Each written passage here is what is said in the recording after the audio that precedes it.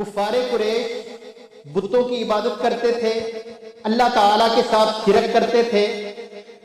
उन्होंने मुख्तलिफ अय्याम को अपने लिए ईद मुकर्रर किया हुआ था बुतों का तकर्रुब हासिल करने के लिए। ये ईदें वो उन बुतों के सामने मनाते, उनके सामने झुकते, उनके नाम पे ज़बह करते, चढ़ावे चढ़ाते।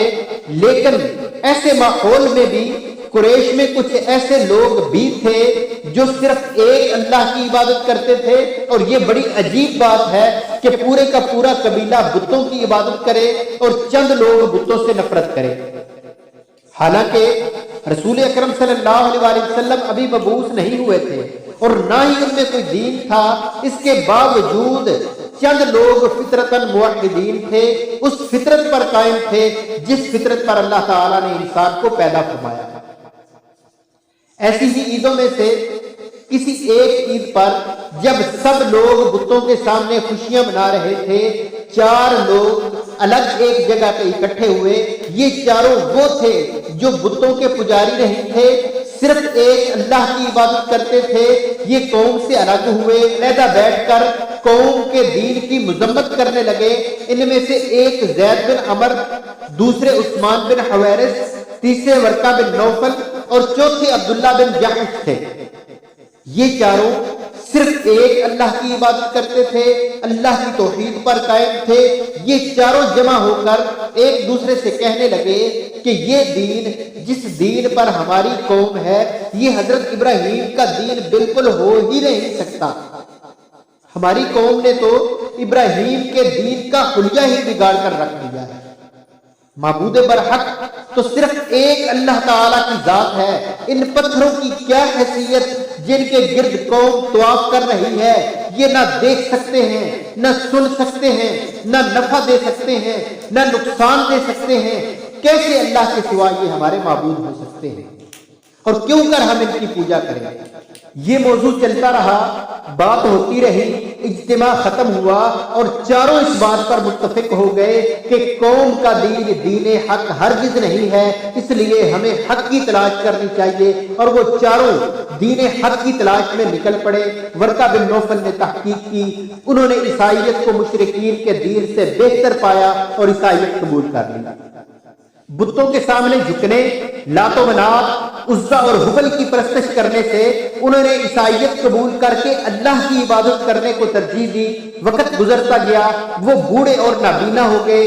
उनकी जिंदगी के आखिरी अय्याम थे जब नबी अकरम सल्लल्लाहु अलैहि वसल्लम मबूस हुए, तो उन्होंने नबी अकरम सल्लल्लाहु अलैहि वसल्लम की इत्तिबा की और इस्लाम में दाखिल हो गए। जहां तक ज़ैद बिन अमर बिन नुफैल का ताल्लुक है, ये भी बुतों के खिलाफ अपनी दुश्मनी और नफरत का इजहार वक्तन फवक्तन करते रहे।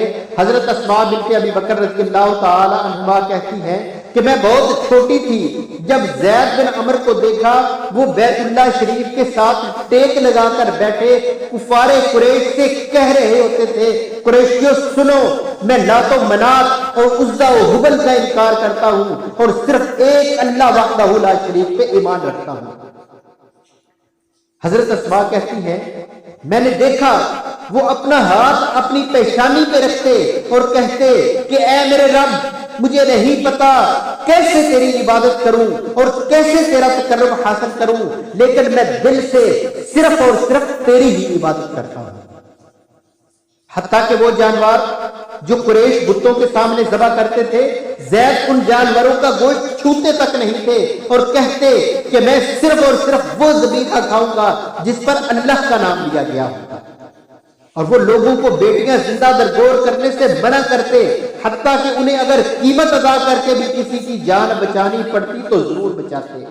ज़ैद बिन अमर ने ना तो कुरान पढ़ा था, ना ही अभी हजूर अकरम सल्लल्लाहु अलैहि वसल्लम मबूस हुए थे, लेकिन उनके दिल और इंसानी फितरत ने उनकी अल्लाह तबारक व तआला की तौहीद की तरफ रहनुमाई की।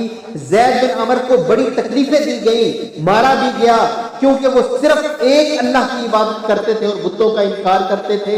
تکلیفوں سے تنگ آ کر وہ شام اور عراق کی طرف چلے گئے تاکہ دین حق کو تلاش کریں۔ شام میں وہ ایک راہب سے ملے، اس راہب کو انہوں نے بتایا کہ میں دین حق کی تلاش میں یہاں آیا ہوں۔ راہب نے پوچھا کہاں سے آئے ہو؟ کہا مکہ سے ہوں، حضرت ابراہیم علیہ السلام کے شہر سے ہوں۔ راہب کہنے لگا واپس لوٹ جاؤ، آخر الزمان نبی مبعوث ہونے کا وقت آ پہنچا ہے، مجھے پوری امید ہے کہ یہ نبی تمہارے شہر میں ہی مبعوث ہوگا۔ وہ وہاں سے واپس لوٹے لیکن واپس نہ پہنچ پائے، رستے میں ہی انہیں قتل کر دیا گیا۔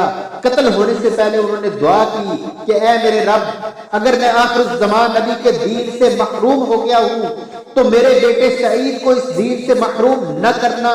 سعید بن زید حضرت عمر کے بہنوئی تھے، انہوں نے اسلام قبول کیا اور یہ ابتدائی اسلام قبول کرنے والوں میں سے تھے، اور ان 10 خوش نصیب صحابہ کرام میں سے تھے جنہیں نبی اکرم صلی اللہ علیہ وسلم نے ان کی زندگی میں ہی جنت کی بشارت دی تھی۔ زید حضرت عمر کے قریبی تھے۔ ایک دفعہ حضرت عمر نبی اکرم صلی اللہ علیہ وسلم کی خدمت میں حاضر ہوئے، عرض کیا یا رسول اللہ، زید اسلام آنے سے پہلے وفات پا گئے تھے، کیا ہم ان کے لیے استغفار کر سکتے ہیں؟ فرمایا ہاں، اس کے لیے استغفار کرو، وہ قیامت کے دن اکیلا ہی ایک امت کے طور پہ اٹھایا جائے گا۔ اس طرح مکہ میں شرک عام ہونے کے باوجود کچھ لوگ توحید پر تھے، اور وہ کیا چیز تھی جس نے انہیں توحید کی طرف راغب کیا؟ وہ ہے فطرت انسانی۔ فطرت نے ان کی رہنمائی توحید کی طرف کی، وہ فطرت جس پر اللہ تعالیٰ نے انسان کو پیدا فرمایا۔